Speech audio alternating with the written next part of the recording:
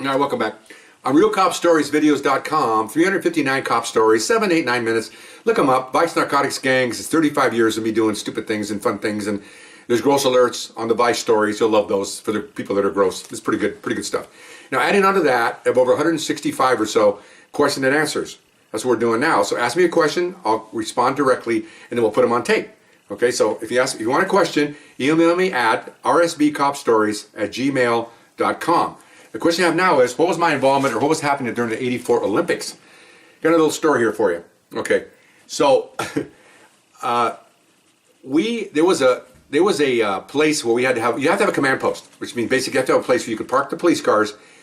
Personnel come there for roll calls, enough room to maneuver all these cars, and the command posts usually run maybe 200 people, 250 people. So there has to be big enough to handle basically 150 cars, 125 police cars coming and going, and you have to have enough communications shack, so to speak, and then roll call rooms. And so we took over a street maintenance office.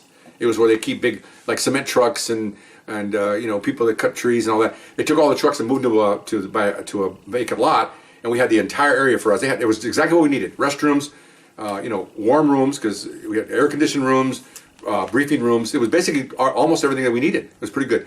And it was on a main drag. It was on Sepulveda. It had two huge doors. I mean, I'm talking 12 feet high that closed off Sepulveda. These doors are big because sometimes they bring these big trucks in. They open the doors and the trucks can come in. Then they had another back entrance we used off one of the side streets off Ohio that went up a dead-end street, and they had a regular gate there. So we had people there manning that gate, and then people manning the big one. So we did that. So one night, of course, as nobody wants to work in there. People want, because you're basically in a fixed post.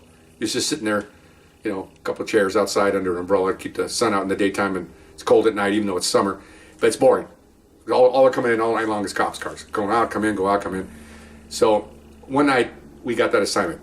We meaning about a bunch of our gang units. We got the whole unit got it, 16 of us. So you'd have like 4 in front, 4 in the back, and then you'd have, just in case, because we were worried about terrorism even then, and people doing stupid things, we had 4 in the front, 4 in the side gate, 4 in the front gate, and we had the other 8 were in cars, backed up and facing out in case something happened, they could respond. They have shotguns and stuff, because we were worried about, there was rumors going around that people are going to try to, because of different threats, that they try to, attack a police station. All over the world, in the Mideast mostly, but even in the South America, where police stations get attacked, they kill the cops, and so we're not going to happen. Not going to happen at this particular incident. So we're manning this one night, okay? And so several things happen here. First of all, they're supposed to feed us, because when you're in that position, you can't leave that facility to go get food.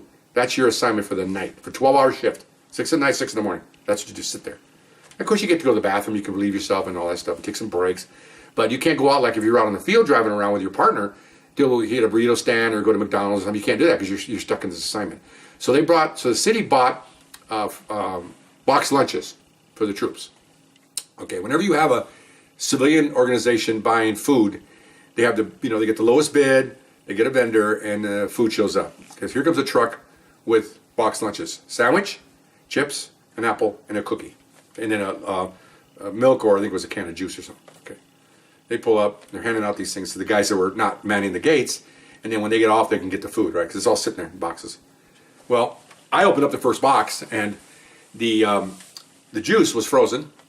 Apparently, they had this food was prepared earlier and was put somewhere. I wouldn't put it in the freezer. Maybe it just goes in there because it got too cold. I don't know. Drink was frozen. The sandwich is half frozen. The apple had brown spots in it. That's pretty much the meal. Okay. I've been to Skid Row handing food out some of these holidays. There's better food there than here. Okay. So now the complaints started to go out, and of course the commands are going, well, it's not so bad, and then the sergeants are going, look at that trash can. And the trash can, one of these big trash cans, it was filled with boxes of food. They were just throwing them away. And so what they would do is guys that are leaving to go out and work, because they were paying officers, not paying them, but they were giving them money so they could bring back a McDonald's or something because the food sucked. Okay, well, somebody leaked this to the press, okay, which is pretty good. I thought about doing that. I said, so here a newsman shows up, and he wants a story about how the food is bad to the officers that are manning these command posts, and he wants to talk to somebody. Well, of course, everybody's going, I call it the Tyrannosaurus Rex syndrome, where little hands go up, I can't do anything. They're pointing. Well, ultimately, the guy's in charge is a commander. He has to speak to these guys. So he's over there in the corner underneath an overhang and with lights on him, and he's explaining about the food. And we're trying to listen, we couldn't hear what he said. Apparently he said was that these do the best they can, and the food's not so bad. Then the camera pans over, and they're asking, what about these boxes? Well, those are, now he's trying, how do you defend a flawed thing? I heard that part where he says, oh, those are all, they're already done. They're done with it. It's over. The food's empty. They're done. And somebody says, look at it. One of our cops yelled out, look inside. So the reporter walks over with the camera. So he says, Commander, this is full. And he's opening up all these boxes. There isn't I think the cookie was missing. Okay. Now he's starting to stack them. Oh, I don't know about that. Maybe they don't want to eat them. Oh, that's a crap, okay? Maybe 1 or 2 full ones. Nobody doesn't like the sandwich. 45, 50, then nobody eats them? What does that tell you? Food sucks. So now he's like, oh, whoa, he doesn't know what to say. So the camera goes, oh, thank you, and they walk away. Well, they got their story. I don't know whether they came on the air or not. I have no idea. I'm sure some editor probably guys, oh, we can't talk about that. So somebody called our league. We have a union. They call it a league. And say, we're not getting any food. And you need to come over and look at this and blah, blah, blah. So one of the union reps, because they drive around in case there's officer shootings and officer needs to be representative and all that stuff. They're officers. He rolled out here and looked at it, and he goes, this is unacceptable. And so the commander goes, well, because they're all low-ranking guys, the guys in the league. They're policemen and detectives, but they don't have command status. The commander goes, well, they don't want to eat. He goes, Commander, food sucks. No, it doesn't. All right, so he just walks away. He doesn't want to talk. He works for the league. He doesn't work for this commander. 2 hours later, look over there, beep, beep. Here comes an In-N-Out burger truck. All right, okay, followed by another one. Okay, the league paid for that, not the city. Okay, so it pulls up in there and they back in their trucks, man, and you can see the smoke coming out. They're getting their burgers ready. Man, you talk about it was like somebody bringing out in the desert bringing a gallon of water. I said, we'll be ready in 10 minutes, because they have to cook all the food. They're cooking all the burgers and stuff. And it was just, they had buckets of ice that we had there at the facility, and they had the taps for the sodas, and you got a burger. Oh, also, as much as you want to eat. Okay, it wasn't just one burger. A burger and chips, because it couldn't make French fries because of the oil. And that's pretty much it. And all you can eat. Whoa, for nothing. So they were going, oh my God. And then I guess the chief's office got the word. And of course, the chief got all peeled because no one's telling him anything. Remember, those guys live in a bubble. Everything okay, everything's going fine. Really? I have 800 guys that aren't going to eat their box lunch that the city paid for? And rumors are going around, those boxes are like $20 a pop, $10. We don't know what it costs, but knowing the city, they probably overpaid for crap. Okay? So anyway, that was interesting. So of course, we're getting officers, the word gets out, so now we're getting officers that don't work in here coming in and getting the food, which I don't care, because all of us work pay dues. All the officers, no matter where you work, are paying dues to our league. So we're getting our money back here, which is kind of neat. And then sure enough, about like 3 a.m, one of the trucks ran out of food. They left, and then about an hour later, another truck pulls up. That one left. That went on all day to feed us until the city got their act together and started giving us regular food, not frozen. It was incredible. Oh, dereliction. Oh, my God. And you wonder if anybody got in trouble over that. Somebody should get in trouble over that. Come on. We've got hundreds of officers out here, and some can't be fed because they're stuck in positions. You got to feed them. I've always said when I worked surveillance, you got to have food, and you got to have a place to go to the bathroom. Those are the 2 basic things when you're responsible for troops or people, men and women. Come on. The guys, if you have to go to the bathroom, they can always find a bush somewhere. Where are the ladies going to go to the bathroom at? Really? Come on, man. Give me a break. Okay, so that's the main story about the command post. That was pretty funny. Let me back up. I got plenty of time, right? Mm-hmm. Okay. One of the nights, I have it written down here, I always forgot. The commander's driving around out somewhere, and he's tried to, put it this way, there's a new commander. The other one we had that gave us all the lectures and was defending the box lunch. I think he got relieved because he never saw him again. And so we had another one. And this guy was supposed to be a stickler for details. Okay, so I know this firsthand because I was there when it happened. Okay, so 4 of us were working the main gate off of Sepulveda. Big doors, for the big trucks to, big enough doors where cement trucks can come in. Okay, big, huge things. Well, we had it cracked, facing north. And because we can't look outside, so we had it cracked. We had a couple of guys sitting there just in case something happened. There 2 guys sitting here, doors cracked, and then 2 guys standing over here as backup. Because we were concerned about security. And this place had, again, 300 or 400 cops coming and going all day long. So this could be somebody wanted to do some damage when there was a bomb or something could hurt some people.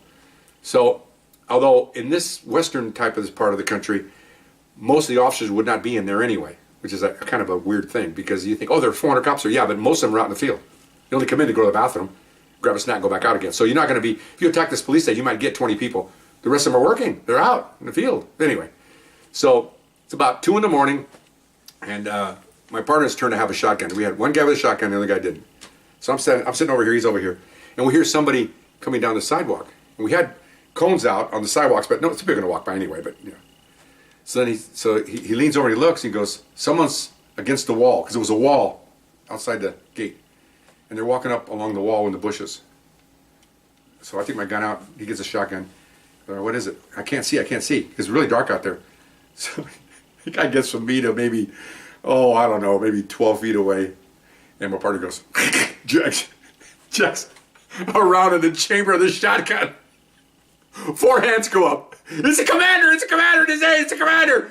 Trying to sneak up on us. Okay, asshole, give it your best shot. So he goes, what do you say? Come on, be noticed. Okay. They come walking out on the sidewalk and looking at him, and then, what do you think? And I'm looking, I'm not sure that we're messing with him, right? He goes, come on, you can see my stars, you know. And the commanders have a driver. He's a sergeant or whatever. So he's like, you know.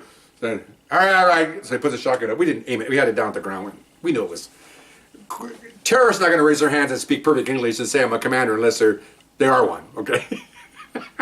So he came up and he goes, whoa. He says, Commander, I was a senior guy. Commander, you got to identify yourself, sir. You know, I know you're trying to check posts. Oh yeah, I was just making sure everything was security.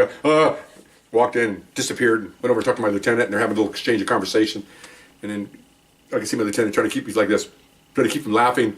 Guy storms off and they drive out. He comes over to us and he goes, scared the crap out of him. I said, good. He goes, yeah. He goes, this is, because he's in charge of us. He goes, this is our perimeter now.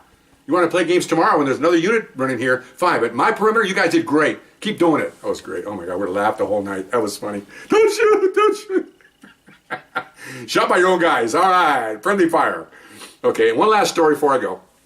We were talking about, there's hardly any incidents at the 84 Olympics. Here was one, and I knew it made the press. Every day, buses come in to pick up and take out athletes from the village, UCLA Village.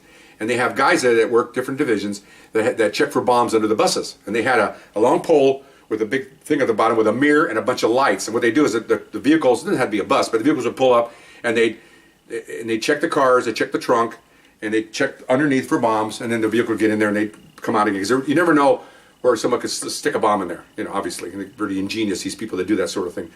Every day, every night, every day. So nothing happened. Well, towards the end of the Olympics, they had one guy, I think I'm not sure what unit he worked, but he was part of the bomb squad. Yeah, part of the bomb squad. He was checking and found a bomb under one of the buses. So everybody went nuts, okay? They, cordoned off the area. They called other experts in. They had the bomb dog. And I heard some of this, and I saw some of this. Apparently the bomb dog didn't respond to the bomb. Interesting. So when that didn't happen, then they jacked up the bus, and a bomb guy in a Michelin suit went in there and pulled it off, and it was a phony, okay? So what they do, they start backing up. They interviewed the guy that found it. Said, what happened? What'd you see? How'd you do it? Okay, fine. Okay, fine.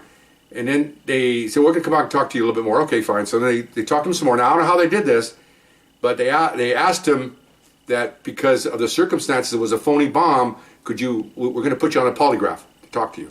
Just to clear everything, to clear you, that way there's no suspicion. When they said polygraph, the guy collapsed. Okay? He put the bomb under the bus.